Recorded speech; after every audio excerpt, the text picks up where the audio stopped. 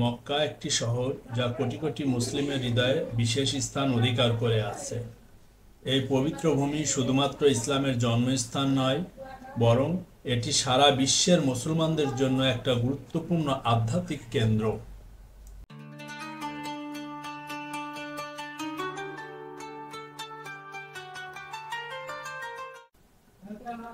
প্রতি বছর লক্ষ লক্ষ মুসলিম হজ এবং ওমরার জন্য মক্কা যান তাদের ঈমানকে শক্তিশালী করতে এবং আল্লাহর নৈকট্য লাভ করতে।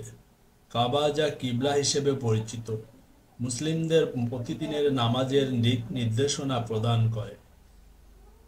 ইতিহাস অনুযায়ী কাবা প্রথম নির্মাণ করেন হযরত ইব্রাহিম আলাইহিসসালাম এবং তার পুত্র হযরত ইসমাইল আলাইহিসসালাম।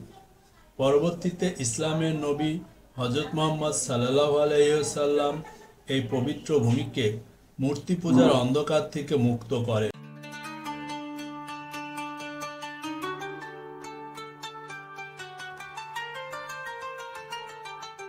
মক্কা শুধু কাবা নয়, বরং অন্যান্য অনেক গুরুত্বপূর্ণ স্থান রয়েছে এখানে, যেমন জাবালে নূর, সেখানে কুরআন অবতীর্ণ হয়েছিল। আরাফার ময়দান, সেখানে হজের অন্যতম রকম আদায় করা হয়।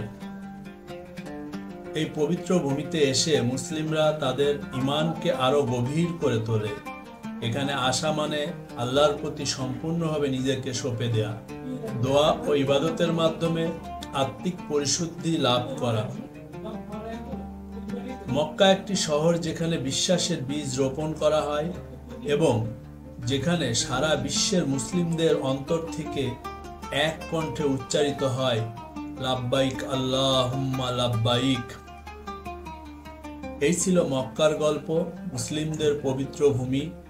যদি ভিডিওটি ভালো লেগে থাকে তাহলে আমাদের চ্যানেলকে সাবস্ক্রাইব করতে ভুলবেন না এবং লাইক ও শেয়ার করতে ভুলবেন না।